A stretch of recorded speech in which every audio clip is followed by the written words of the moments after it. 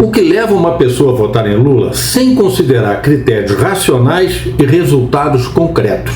Lula bandido! É o melhor presidente do Brasil! Você todo dia, Lula! Ah, Lula! Você é o melhor presidente do Brasil, Lula! Uma das mais importantes respostas está na exploração política da crença de que os problemas da sociedade existem por falta de justiça social. É uma ideia que soa moralmente tão boa que praticamente se tornou imune ao questionamento. Afinal, quem no debate público diria ser contra a justiça ou contra a redução das desigualdades? Preciso que a gente coloque a luta contra a desigualdade, sabe, como no topo das nossas preferências para lutar.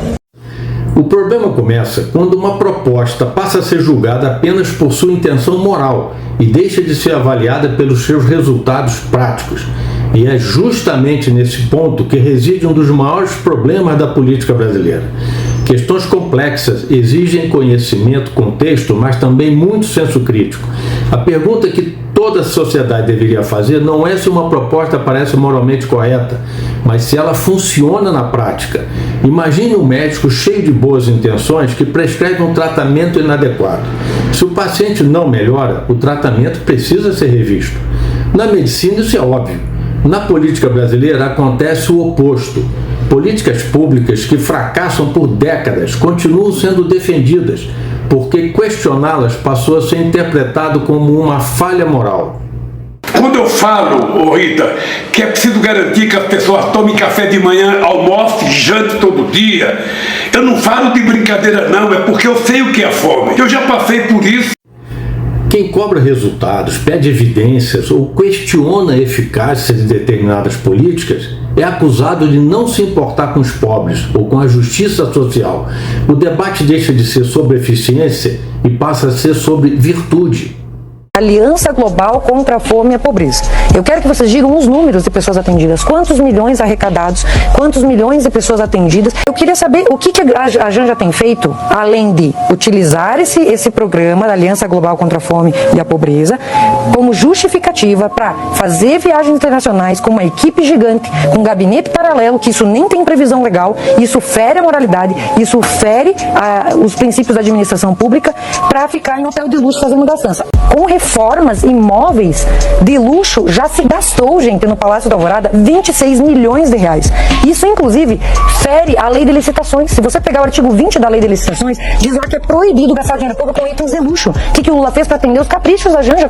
Um tapete de 114 mil reais, 42 mil reais para uma cama, são 200 mil em corte. Se você pegar a realidade dos pobres que eles dizem representar, são 40 milhões de pessoas que não têm casa própria. Então, que exemplo é esse que o pai dos pobres e sua esposa estão dando para aqueles que mais precisam? É justamente o contrário, é a hipocrisia. Existe uma diferença fundamental entre resolver um problema e administrá-lo para o interesse próprio. Resolver significa fazer o problema diminuir ao longo do tempo. Administrá-lo para o interesse próprio pode significar transformá-lo em uma fonte permanente de poder político. E tem 4,5 milhões de famílias sem banheiro? Eu fiquei pensando que tipo de governante que nós somos. Que tipo de governadores nós temos? Que tipo de prefeito nós temos? Agora vem uma visão mais profunda do problema. Parte desse padrão cultural tem raízes históricas profundas, praticamente despercebidas pela ampla maioria dos brasileiros. Na maior parte da história, a riqueza esteve associada a guerras, pilhagens, privilégios concedidos pela proximidade com o poder. Nesse contexto histórico, consolidou-se uma tradição moral que via a pobreza como expressão de virtude e a riqueza como objeto de permanente suspeita. No Brasil, a Igreja Católica difundiu a ideia de que o lucro é pecado, associando este à usura, egoísmo, avareza, colocando a pobreza como vítima da acumulação dos ricos e de que estes carregavam uma responsabilidade moral pela existência da pobreza. Essa visão marcou profundamente a cultura brasileira e ainda influencia a forma como muitos interpretam as desigualdades, a justiça social, a justiça fiscal na tributação. É isso, não paga nem imposto aqui TR. ITR que é uma nada. ITR é nada. Enquanto dizem que o imposto que o agro paga não é nada, os números mostram outra realidade. 1 em cada 5 reais arrecadados pelo governo vem do agro. Só em 2021, o setor recolheu 572 bilhões e 740 milhões de reais em tributos. E essa arrecadação não vem apenas da produção dentro da porteira. O agro paga impostos em todas as etapas da cadeia, na produção, na industrialização, no transporte, na comercialização e também na exportação. O produtor rural paga ITR, Fundo Rural, ICMS, PIS, COFINS e Imposto de Renda. E o ITR, por exemplo, não é simplesmente um imposto sobre a terra. Ele também funciona como um incentivo à produtividade. Quanto mais produtiva é a propriedade, menor é a alíquota aplicada. E não para por aí. Só a cadeia da carne pagou 400 milhões de reais por dia em impostos em 2023. A carga tributária sobre o agro também pesa no bolso de quem consome. Os tributos representam cerca de 27% do custo dos alimentos. Ou seja, quando o custo aumenta ao longo da cadeia, essa conta chega no fim ao prato do brasileiro. O setor agropecuário produz alimentos, gera empregos, movimenta a indústria, o comércio, os serviços, o transporte e responde por uma parcela expressiva da arrecadação nacional. Dizer que o agro não paga imposto é ignorar os fatos. Os números são públicos. O agro produz, arrecada e ajuda a sustentar o Brasil. A política identificada como de esquerda no Brasil encontrou terreno fértil em uma herança cultural construída ao longo de séculos pelo processo de secularização dos valores morais difundidos pelo altar da Igreja Católica, que foram, conscientes ou não, ardilosamente calculados ou não, incorporados ao discurso político. Ela surgiu, existe e desenvolveu exatamente pela existência deste ambiente, preparado durante séculos pela Igreja Católica. A linguagem religiosa foi substituída pela linguagem estatal, mas os princípios permaneceram os mesmos. O Deus católico virou o Estado, o fiel piedoso virou o pobre oprimido, o rico virou o herege opressor, a esperada salvação divina passou para o Estado, justiceiro social e redentor dos oprimidos. O brasileiro gosta daquele que está denunciando. O brasileiro gosta do político denunciador, mesmo que ele seja denunciador do próprio governo. Cara, é muita dissonância cognitiva você pegar o presidente da República, que esteve no poder por mais de década, denunciando os absurdos do país que ele mesmo governou. E você vai votar no Lula de novo, você está votando no cara que te deixou nessa situação e não tem nem... Não, isso não é questão de opinião. A gente vê muitos movimentos de pessoas críticas aí ao voto do eleitor do Nordeste por não compreender o que ele está valorizando, o que ele está reconhecendo quando ele dá um voto, né? Se você pegar dos últimos 30 anos, a maior parte do governo do Brasil foi nas mãos do PT, dos últimos 30 anos, cara. Lula não pode ser visto apenas como um político. Ele é representante das ideias morais católicas. Ele simboliza um arquétipo dessa cultura, o ex-oprimido que venceu os opressores e agora é visto como um vingador dos oprimidos, entre os opressores. Tudo de errado que ele faz é justificado pelos seus fins.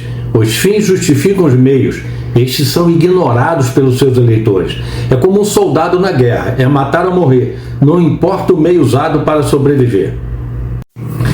Assim, propostas apresentadas em nome da justiça social, da igualdade, da proteção dos mais vulneráveis, passam a despertar imediata aprovação moral, menos pelo seu conteúdo político, mas porque dialogam com valores profundamente enraizados no imaginário coletivo dos brasileiros.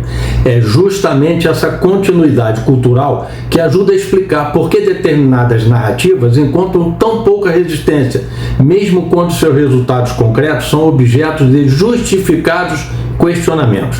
O mundo mudou, as bases da economia mudaram, mas a visão distorcida da Igreja Católica sobre a desigualdade econômica permanece fortemente no inconsciente coletivo do povo brasileiro em todos os níveis socioeconômicos. São exemplos emblemáticos disso os termos justiça social e justiça fiscal.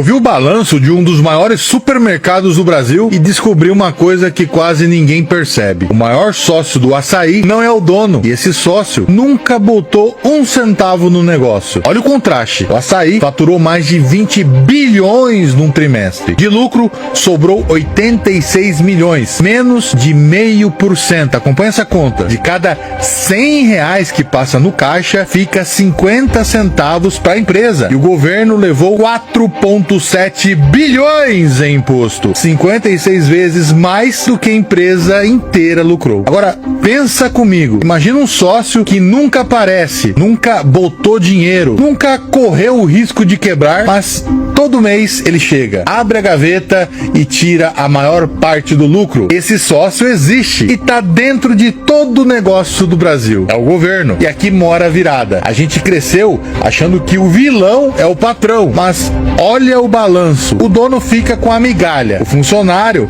ganha salário mínimo e quem leva o caminhão de dinheiro sem arriscar nada é o mesmo de sempre. Aí gritam, taxa o dono do supermercado. Só que quem paga essa conta não é ele repassa o preço na prateleira. Quem paga é você, no caixa, é o trabalhador, é o mais pobre. Então fica a lição. A desigualdade real não é entre quem trabalha e quem empreende. Os dois estão do mesmo lado. É entre quem corre o risco e quem chega para cobrar a fatia.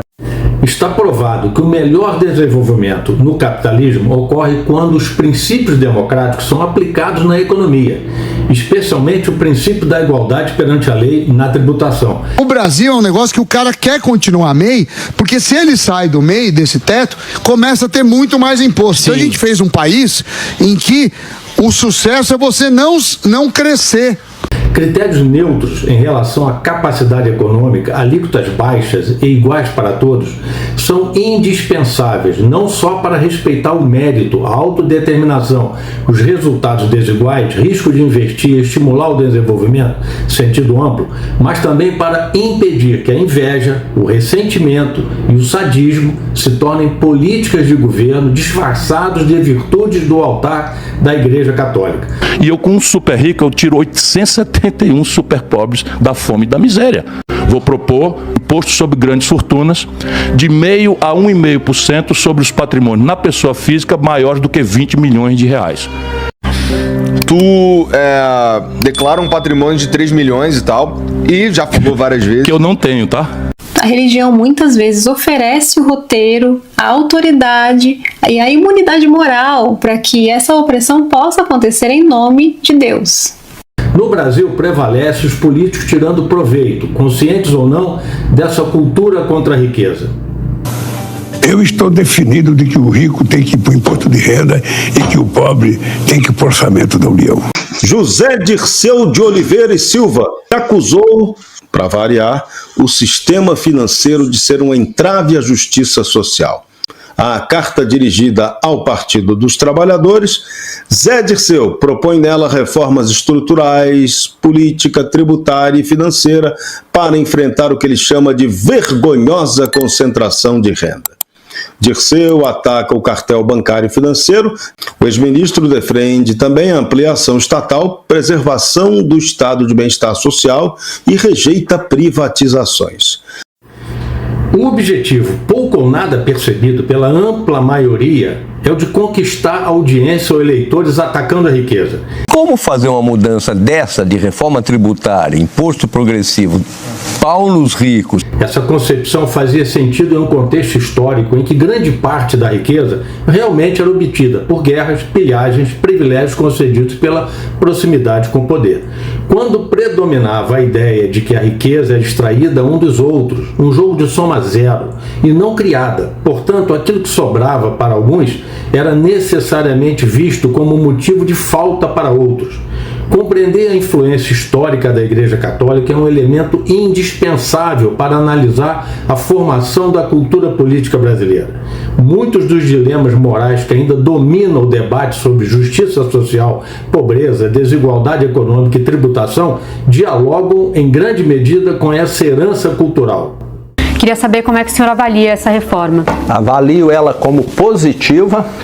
O Brasil precisa melhorar a sua tributação, torná-la mais progressiva. Nós temos de fazer com que aqueles que ganham muito paguem. Mas a reforma do imposto de renda com aumento da taxação sobre a parcela mais rica, então o senhor é favorável? Sou favorável, sou sim. Sou favorável, sim.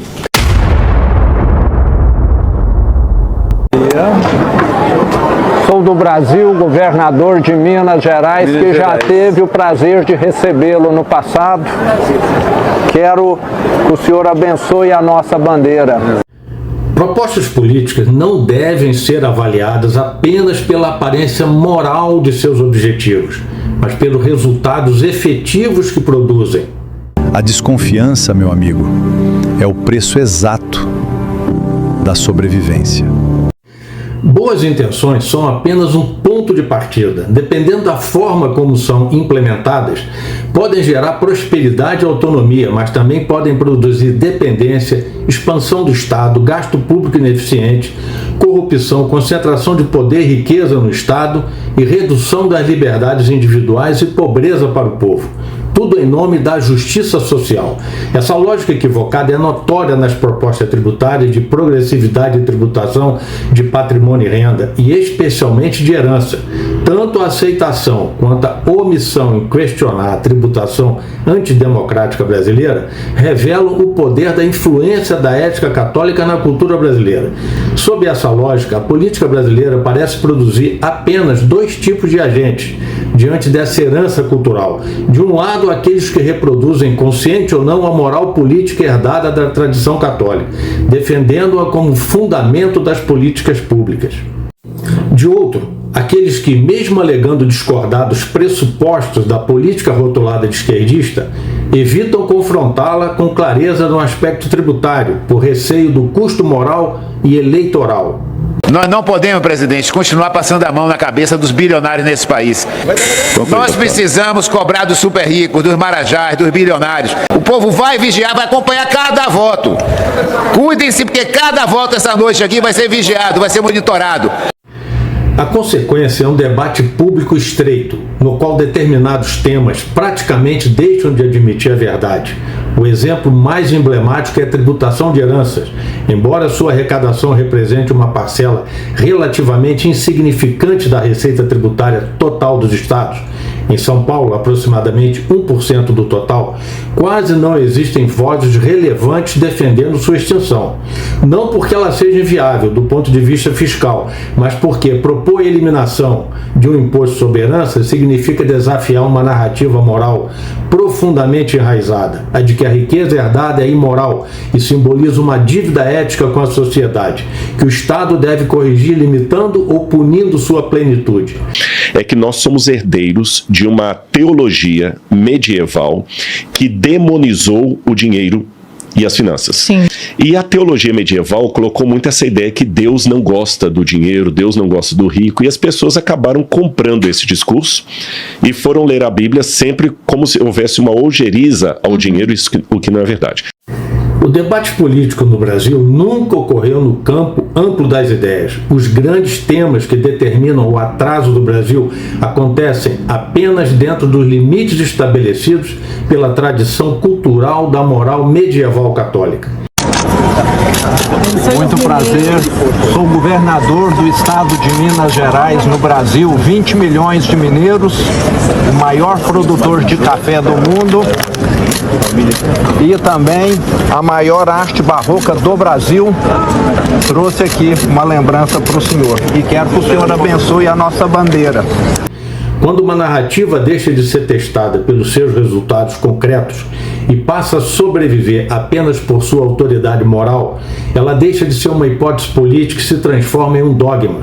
E a principal característica de todo dogma é tornar o seu questionamento moralmente proibido. Se você chegou até aqui, parabéns. Em uma época dominada por distrações e opiniões prontas, dedicar tempo para refletir já é um ato de independência intelectual. Mantenha viva a curiosidade, preserve o senso crítico. Nunca aceite uma narrativa apenas porque ela parece moralmente superior. Quero dizer para vocês que nós estamos à disposição para fazer, a partir de amanhã, aquilo que nós não fizemos até ontem. Cuidar de pobre. Cuidar de pobre. Toda ideia, por mais nobre que pareça, deve ser confrontada com seus resultados. Pergunte-se constantemente até que ponto minhas convicções são frutos de uma análise racional e até que ponto refletem valores culturais herdados que eu nunca fui incentivado a questionar. Entenda uma coisa: escolhas revelam caráter. Lembre-se sempre disso. A desconfiança, meu amigo, é o preço exato da sobrevivência. Talvez a maior ilusão da sociedade contemporânea brasileira seja acreditar viver na época mais livre da história enquanto continua reproduzindo, sem perceber, antigos padrões de pensamento, muitos até medievais. Se este tema despertou sua curiosidade, convido você a conhecer outras publicações do canal, e especialmente os vídeos do meu canal no YouTube, para aprofundar o conhecimento sobre a influência das estruturas culturais, morais e simbólicas na formação da política brasileira e nas razões do atraso institucional do país. E se acredita que essa reflexão merece ser debatida, compartilhe esse vídeo. Ideias só transformam uma sociedade quando deixam de circular entre poucos e passam a desafiar de forma ampla o senso comum. Até a próxima análise.